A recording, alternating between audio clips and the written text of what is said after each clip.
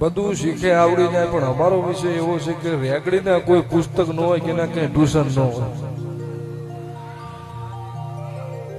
હા, અને દેવગતિ એક એવી વસ્તુ છે, બધાને અત્યારે એવું હોય કે ભૂવા થઈ જાય. દેવગતિ એટલે ઉઘાડી તલવાર માથે હાલ્યા જેવું છે, આવતાય વાટે ને જાતાય વાટે.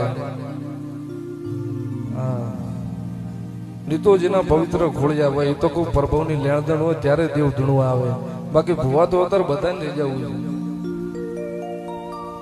દેવગતિ વસ્તુ તો યાર બહુ પવિત્ર વસ્તુ છે, પણ ઓળખી જાણો તો.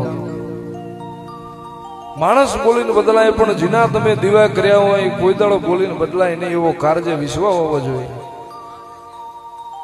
અને તે દાડ ખરો વખત આવે, ખરો સમય આવે, તેથી યાદ કરજો હાચા નાભીથી.